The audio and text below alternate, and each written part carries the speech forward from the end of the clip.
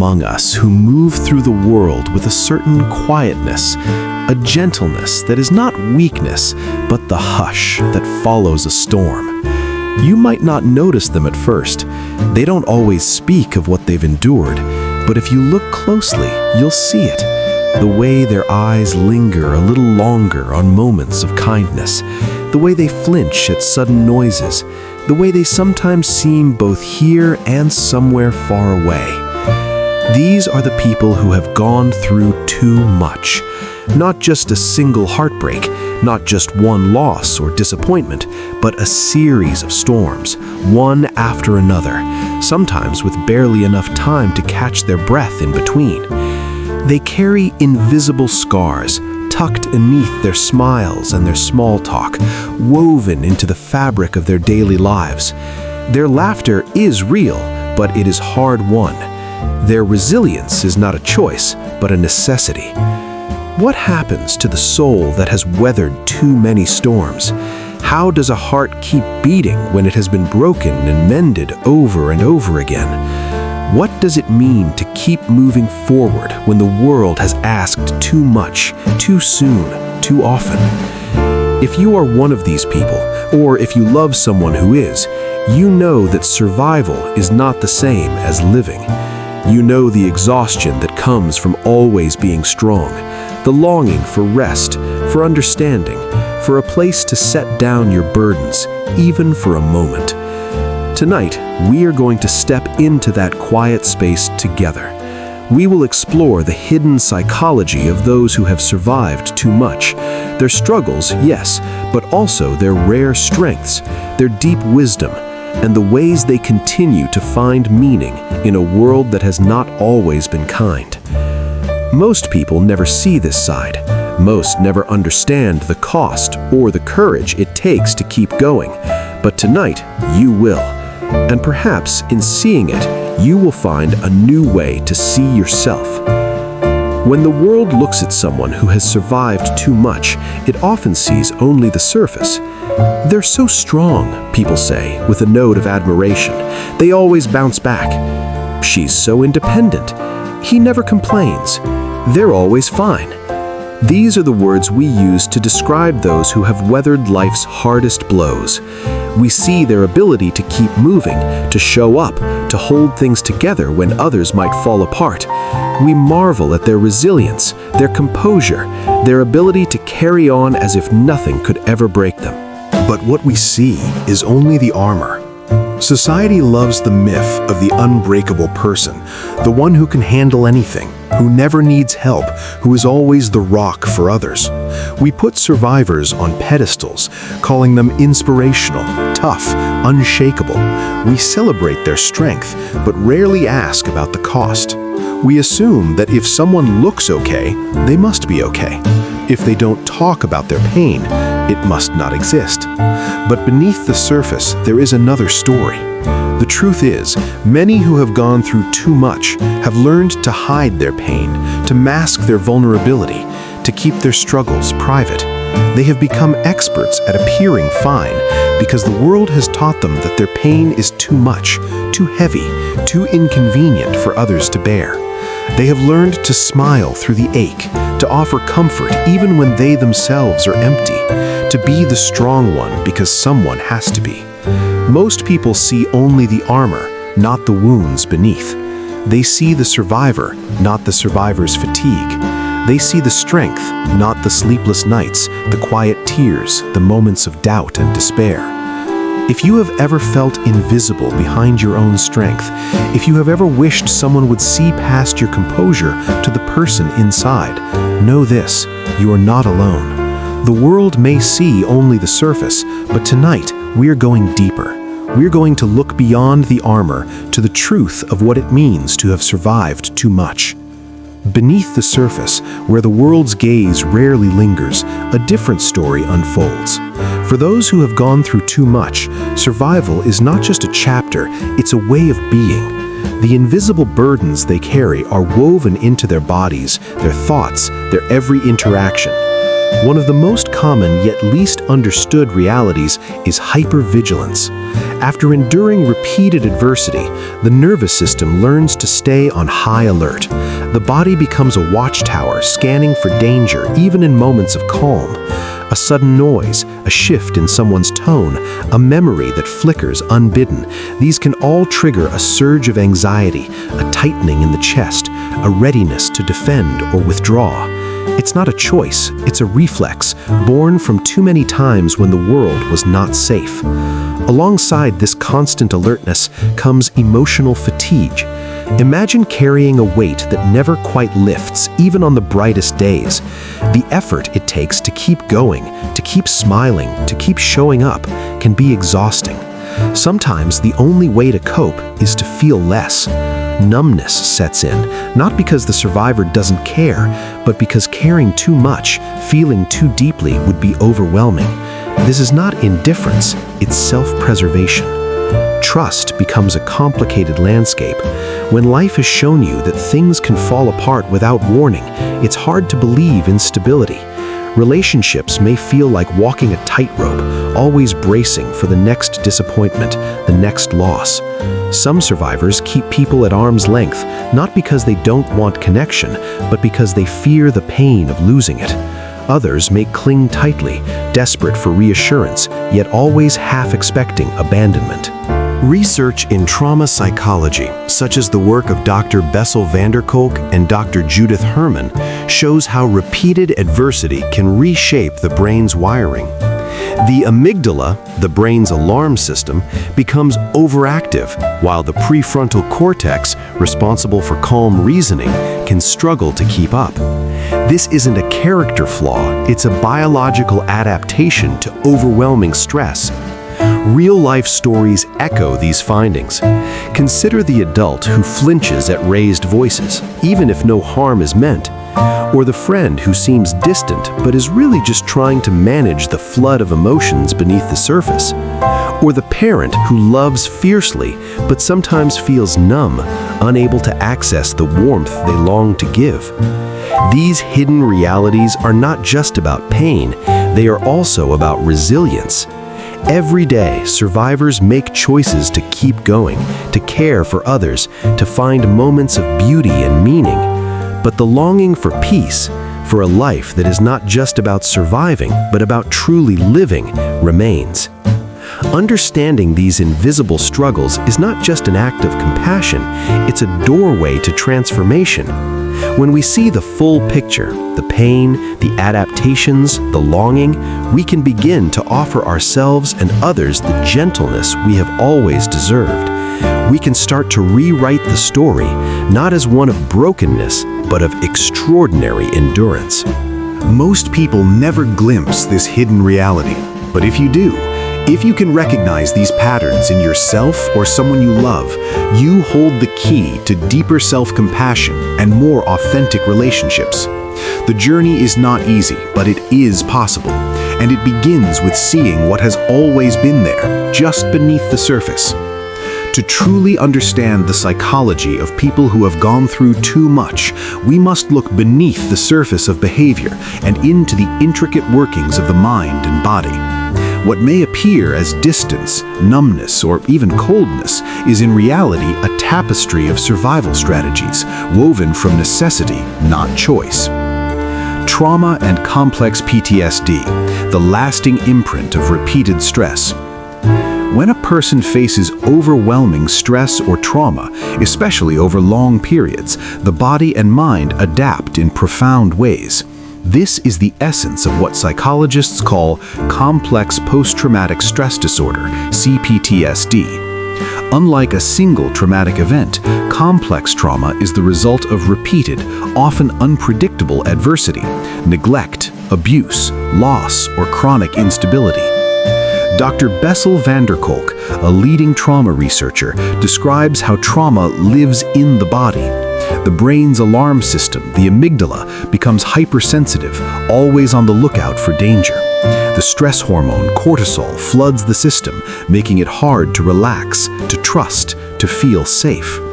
Over time, the prefrontal cortex, which helps us reason and regulate emotions, can become less effective, leaving survivors feeling hijacked by fear or numbness. This is not a weakness, it is the body's way of keeping us alive in a world that has proven unpredictable or unsafe.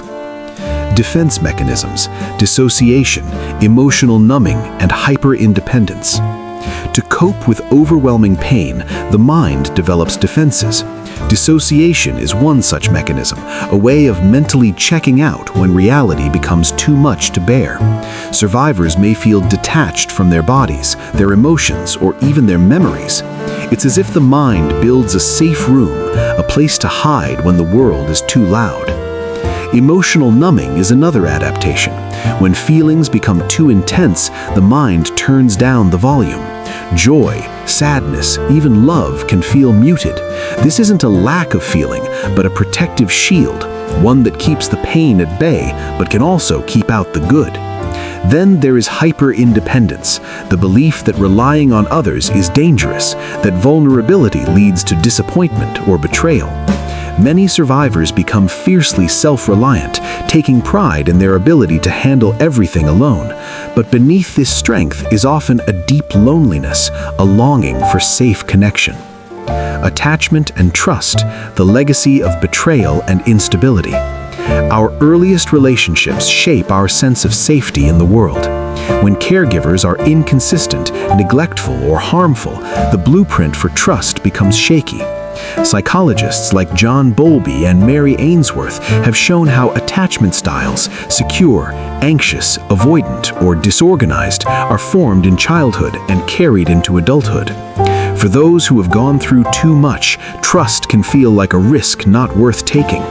The fear of being hurt again, of being abandoned or betrayed, can make intimacy feel dangerous. Relationships may be marked by push-pull dynamics, craving closeness, then withdrawing when it arrives. Or survivors may avoid connection altogether, convinced that it's safer to be alone. Post-traumatic growth, the paradoxical strengths that can emerge. Yet, within this landscape of adaptation, something remarkable can happen. Psychologists call it post-traumatic growth, the idea that through suffering, people can develop new strengths, deeper empathy, and a greater appreciation for life. Dr. Richard Tedeschi and Dr. Lawrence Calhoun, pioneers in this field, have found that survivors often report increased resilience, a stronger sense of purpose, and a deeper connection to others who have suffered. The cracks left by trauma can become places where light enters, where wisdom, compassion, and creativity take root. This is not to romanticize pain, but to honor the ways in which the human spirit can transform suffering into meaning. Survival strategies, not flaws. It's important to remember, these psychological adaptations are not character defects. They are survival strategies, honed over years of hardship. The mind and body do what they must to protect us, even if those strategies no longer serve us in the present. What looks like coldness may be a shield. What looks like detachment may be a lifeline. What looks like strength may be the result of having no other choice. The promise of healing and agency. The good news is that these patterns are not set in stone. The brain is capable of change, of healing, of learning new ways to be. Through therapy, safe relationships, mindfulness, and self-compassion, survivors can begin to reclaim agency over their lives.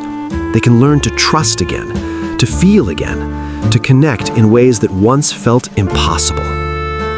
In the next section, we'll step into the lived experiences of those who have survived too much. Stories that bring these psychological truths to life and remind us that behind every adaptation is a person longing to be seen, understood, and loved. Let's step into the stories that rarely get told, the ones that unfold behind closed doors, in the silent spaces between words, in the hearts of those who have gone through too much. The child who became the family's caretaker. Imagine a little girl, no older than 8, standing on a kitchen chair to make dinner for her younger siblings. Her mother is lost in her own pain, her father absent or unpredictable. The world outside is loud and uncertain, but inside, she becomes the anchor. She learns to read moods like weather patterns, to anticipate needs before they're spoken, to soothe tears and smooth over chaos. She grows up fast, her childhood traded for responsibility. She is a tree growing through concrete, her roots searching for nourishment in the cracks, her branches reaching for light that sometimes feels impossibly far away. Years later, she is praised for her maturity, her reliability, her strength. But few see the cost, the exhaustion that never quite leaves her bones, the way she struggles to ask for help, the fear that if she lets go, everything will fall apart. She is always the caretaker, rarely the one cared for. Now picture a man in his 30s, sitting alone in a quiet apartment. He has lost more than most, friends to illness, family to distance, dreams to disappointment. Each loss has left a mark, a scar invisible to the world. He has learned to keep his grief private, to show up at work with a steady smile, to answer, "I'm fine," when asked how he's doing. He is a river that has changed course again and again, carving new paths through rock and earth, finding a way forward even when the landscape keeps shifting. Sometimes he feels numb, as if his heart has built a dam to hold back the flood. Other times, the grief breaks through, and he is swept away by memories, by longing, by the ache of what might have been. He is admired for his resilience, but inside, he wonders if he will ever feel truly safe, truly at home in the world again. The friend who always seems strong. And then there is the friend everyone turns to in a crisis, the one who always knows what to say, who never seems to falter. She is the rock, the problem solver, the one who holds space for everyone else's pain. But when the night is quiet and the world has gone to sleep, she feels the weight of her own loneliness. She longs for someone to ask, "How are you, really?" and to mean it. She has built walls not out of pride but out of necessity. She has learned that vulnerability can be dangerous, that needs can go unmet, that sometimes it's safer to be the helper than the helped. She is a lighthouse battered by storms, her light steady for others, even as the waves crash against her own foundation. Personal anecdotes and metaphors. Maybe you see yourself in these stories. Maybe you are the child who grew up too soon, the adult who was lost too much, the friend who was always strong for others. Maybe your story is different, but the feeling is the same. A sense of carrying more than your share, of surviving when it would have been easier to give up. You are not alone. There is a quiet community of survivors, people who have learned to find beauty in small moments, who know the value of a gentle word, who understand that strength is not the absence of pain, but the willingness to keep going in spite of it. You are a tree growing through concrete, a river finding its way, a lighthouse shining in the dark.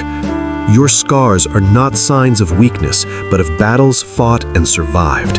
Your exhaustion is not failure, but evidence of your endurance. Your longing for peace is not selfish, but deeply human. Validation and connection. If you have ever felt unseen in your struggle, know that your story matters.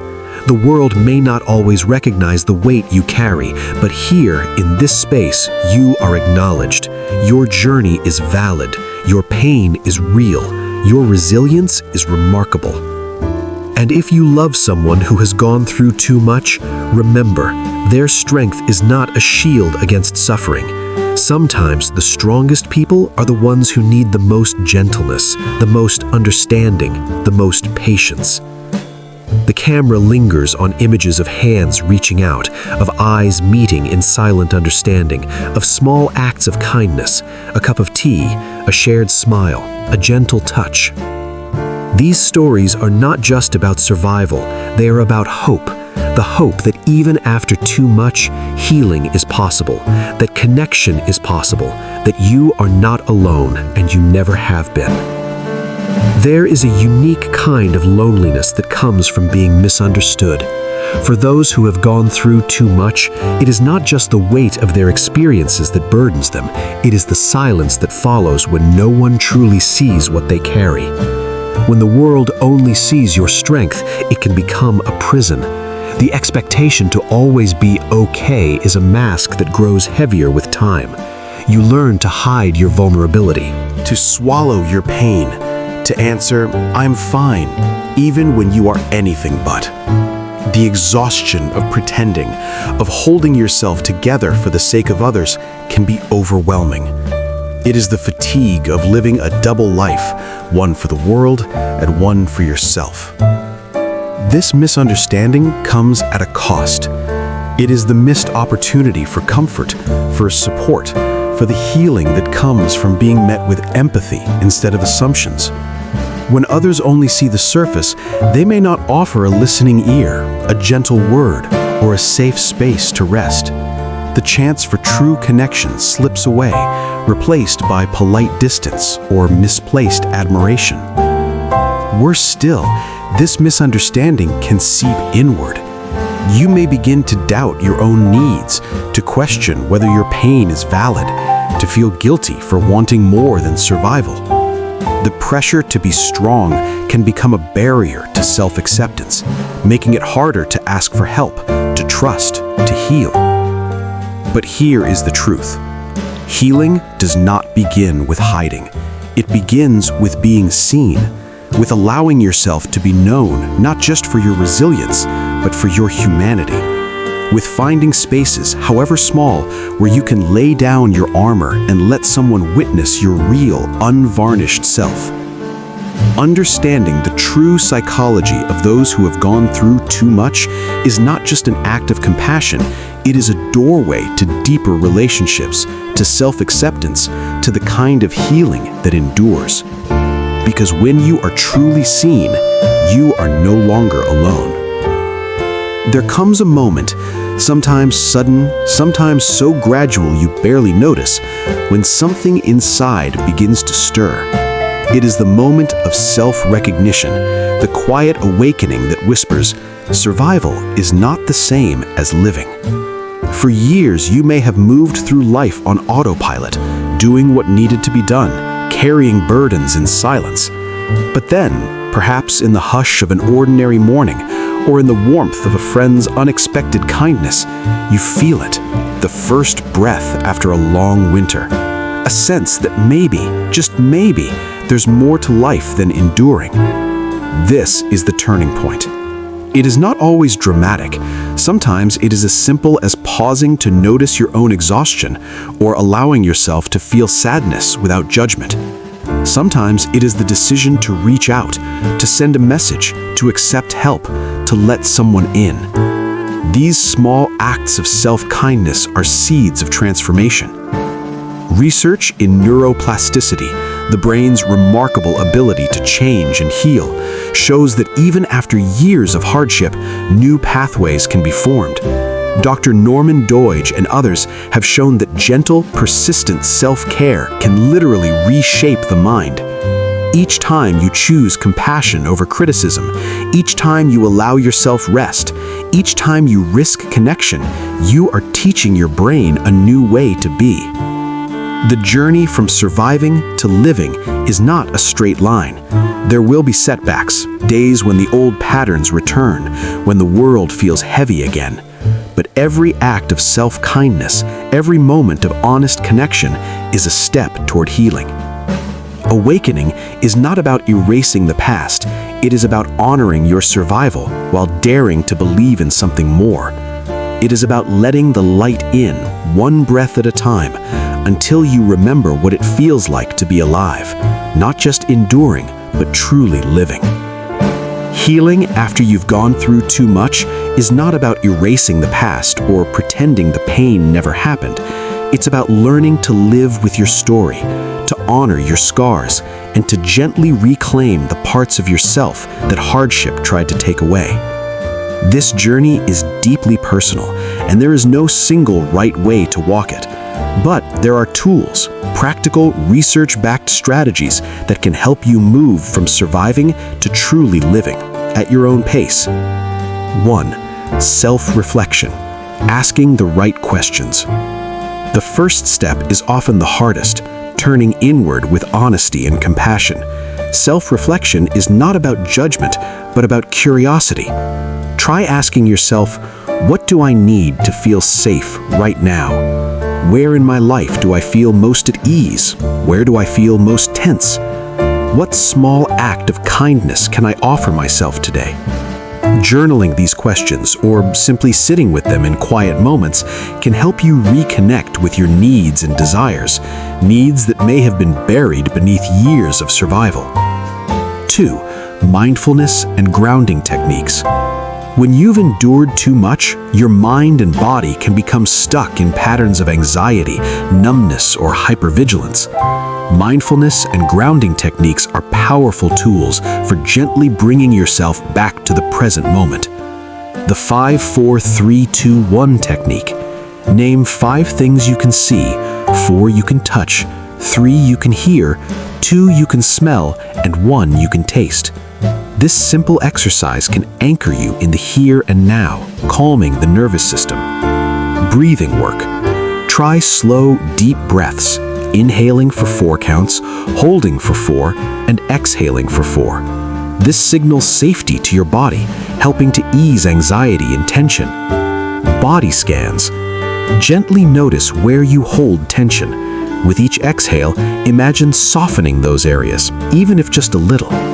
Research shows that regular mindfulness practice can reduce symptoms of anxiety, depression, and PTSD, and can help rewire the brain for greater calm and resilience. 3. Building safe, supportive relationships. Healing happens in connection. While it can be tempting to withdraw or rely only on yourself, safe relationships are essential for growth. Start small. Reach out to someone you trust, even if it's just to share a cup of coffee or a brief message. Practice vulnerability in tiny doses, sharing a feeling, asking for support, or simply letting someone see you as you are. Notice how your body feels around different people. Who helps you feel safe, seen, and accepted? Who drains or unsettles you? Remember, it's okay to move slowly. Trust is built over time, and you have the right to choose who you let into your inner world. 4. Setting boundaries and honoring limits. One of the most powerful acts of self-care is learning to set boundaries. Give yourself permission to say no, to rest, to step back when you need to. Notice where you feel resentment or exhaustion.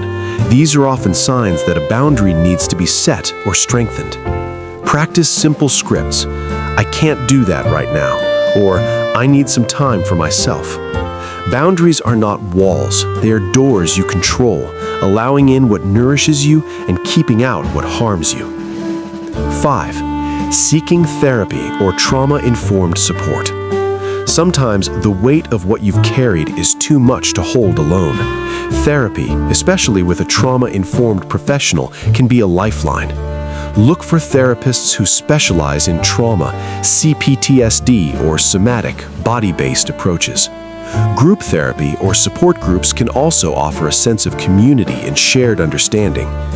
If therapy feels overwhelming, consider starting with books, podcasts, or online resources created by trauma experts. Remember, seeking help is not a sign of weakness, but of courage. You deserve support. 6. Reclaiming joy, trust, and a sense of self. Healing is not just about managing pain, it's about rediscovering joy, trust, and your own unique self. Make space for small pleasures, a favorite song, a walk in nature, a creative project. Celebrate tiny victories, each step forward, each moment of peace, each act of self-kindness. Practice self-compassion. When old patterns return, meet yourself with understanding, not criticism. Research by Dr. Kristen Neff and others shows that self-compassion is a powerful predictor of resilience and well-being. The more gently you treat yourself, the more your brain and body learn that it is safe to heal. You are allowed to move at your own pace. There is no deadline for healing. Some days will be easier than others. Some tools will resonate, others may not. The most important thing is to honor your own rhythm, to trust that even the smallest steps matter. The camera shows a person lighting a candle, a symbol of hope and new beginnings. These tools are not just strategies, they are invitations to reclaim your life, your joy, your trust, and your sense of self. You are not defined by what you have survived, but by the courage it took to begin again. There is a quiet strength in those who have gone through too much, a strength that is often overlooked even by those who possess it. Survival is not just a burden to be carried, it is a testament to your resilience, your adaptability, your will to keep moving forward when the world gave you every reason to stop. You have learned to read the unspoken language of pain, to sense when someone else is struggling, to offer comfort without words. Your empathy is not an accident, it is a gift forged in the fires of your own experience. You know what it means to feel alone, so you make sure others feel seen. You know the ache of longing for understanding, so you listen with your whole heart. The wisdom you carry is hard-won. You have learned that life is fragile, that joy is precious, that kindness matters more than most people realize. You have discovered depths within yourself that others may never know, the ability to endure, to adapt, to find meaning even in the darkest moments. This is your quiet strength. It is not loud or boastful, it does not demand attention, but it is there, steady and unwavering, a foundation beneath your feet. It is the reason you can hold space for others, the reason your presence brings comfort, the reason your words carry weight. If you have ever doubted your worth, remember this. You are not defined by what you have suffered, but by the courage it took to survive. You are not weak for feeling tired or for needing rest. You are not broken for having scars. You are wise, compassionate, and deeply human. Your journey has given you gifts, insight, empathy, and resilience that the world desperately needs. You belong here just as you are. Your story matters. Your strength is real. As we come to the end of this journey together, let these words settle softly in your heart. You are not defined by what you have survived, but by the quiet courage it took to keep going. Your endurance is not a sign of weakness, but a testament to your strength, a strength that is gentle, wise, and deeply human. The world may never know the full weight of what you have carried, the storms you have weathered, or the nights you spent holding yourself together when it felt like everything was falling apart. But you know, and that knowing is sacred. Healing is not about erasing the past or pretending you were never hurt. It is about honoring your journey, recognizing the resilience that has brought you this far, and allowing yourself to hope for more. It is about seeking support when you need it, reaching out for connection, and embracing your sensitivity as a source of insight and compassion. You are allowed to rest. You are allowed to feel. You are allowed to take up space, to ask for help, to be seen in your fullness, not just as a survivor, but as a whole, complex, beautiful human being.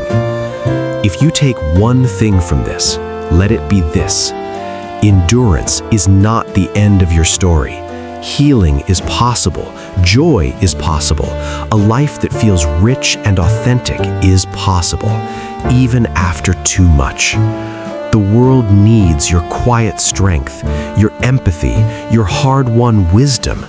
By embracing your story, you give others permission to embrace theirs. By honoring your sensitivity, you become a beacon for those still searching for hope. So, as you step back into your life, remember, you are more than what you've survived. You are the courage it took to keep going. You are the hope that rises again and again with the dawn.